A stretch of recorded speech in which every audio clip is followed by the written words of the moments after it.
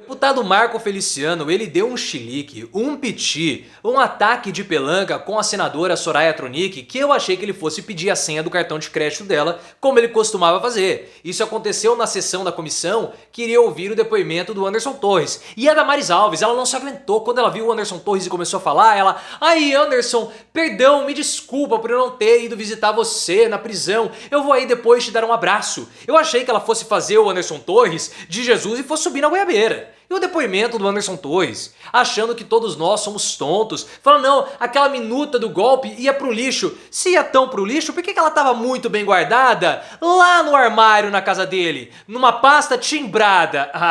O que foi mais ridículo na sua opinião? O Marco Feliciano, a Damares Alves ou o Anderson Torres? Você cai nessa ladainha do Anderson Torres? O Bolsonaro tá envolvido nessa história da minuta golpista? Deixa o seu like se você acha que tudo isso é um espetáculo bizarro e se inscreva no canal. Esse chilique do Marco Feliciano, quando eu vi, eu falei assim: meu Deus, o que tá acontecendo com o Marco Feliciano? Alguém libera a senha do cartão de crédito pra ele parar de dar chilique. O que tá acontecendo? Porque isso é verdade, tem vídeo do Marco Feliciano fazendo pregação e o rapaz dá o cartão de crédito pra ele e fala assim: "Pô, irmão, cartão de crédito, mas sem senha, aí não dá, né? Como que você vai querer a graça de Jesus, um milagre assim?"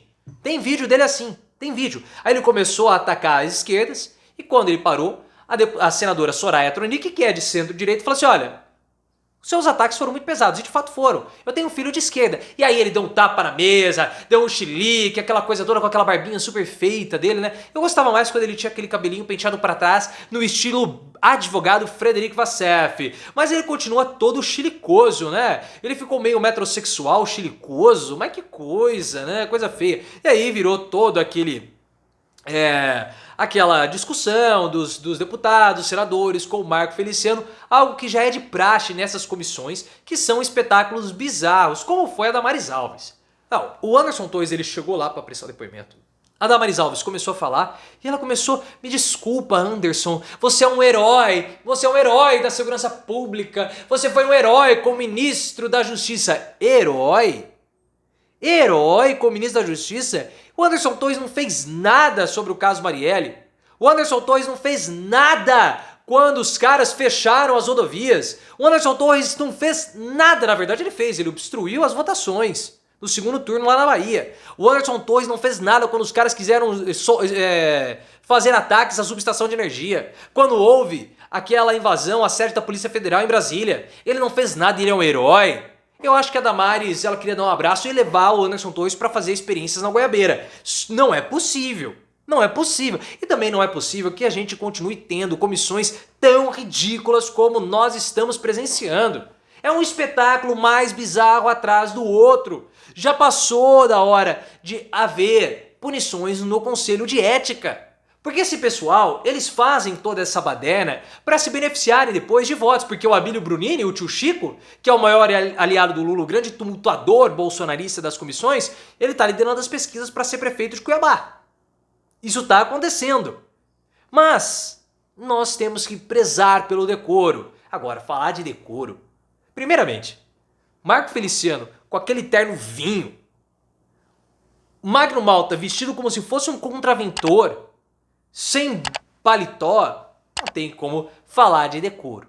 Mas foi um grande circo para a principal atração, que foi o Anderson Torres, achando que todos nós éramos palhaços, somos palhaços, né? Ele tá lá, mas no circo, mas nós se apresentando, mas todos nós somos palhaços. Porque ele começou a falar, naquela minuta do golpe, aquela minuta golpista, quem sabe que de golpista não tinha nada, né? Ela iria pro lixo. Não, aquilo lá, ela iria pro lixo. Ora, se ela iria pro lixo, por que ela estava bem guardada no armário dele na casa dele, em uma pasta com o timbre de instituições da República? Isso é uma informação do Josias de Souza, do UOL. Ia pro lixo mesmo? Não, eu não lembro quem me concedeu, quem me forneceu essa minuta do golpe. Era um documento, aberração. E de fato é uma aberração. Quando você tem um documento para propor estado de defesa no TSE com o objetivo de quebras de sigilo telefônico, telemático, de e-mail e de qualquer coisa de ministros do TSE, isso é uma aberração. Todo documento que propõe uma irregularidade, uma ação ilegal como era o que estava na minuta, isso é, claro, uma aberração. E o mais bizarro de tudo isso foi que ele falou tranquilamente, na maior cara de pau, o seguinte: esse tipo de documento chega aos montes aos servidores públicos. Como assim esse tipo de documento chega aos montes aos servidores públicos? Essa fala é uma fala que precisa ser averiguada. Porque nós precisamos ponderar isso no tempo. Será que o recebimento desse tipo de documento conspiratório é normal nas repartições públicas? Ou era normal somente no recorte temporal do governo Bolsonaro? Isso é super importante de ser averiguado. Super importante. Não é uma fala esmo, foi a fala mais importante dele durante todo o depoimento.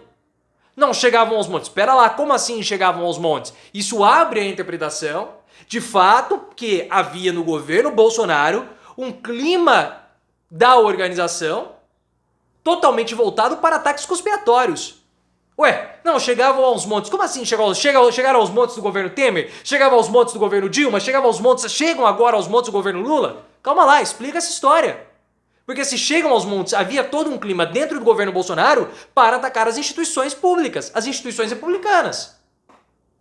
Então, aquela história de que havia uma estrutura de ataque organizada dentro do Palácio do Planalto é completamente compatível com a realidade. Porque foi isso que o Alexandre de Moraes falou no voto que ele caçou o Bolsonaro. Ele falou assim, olha, tinha uma estrutura de ataque, um modus operandi.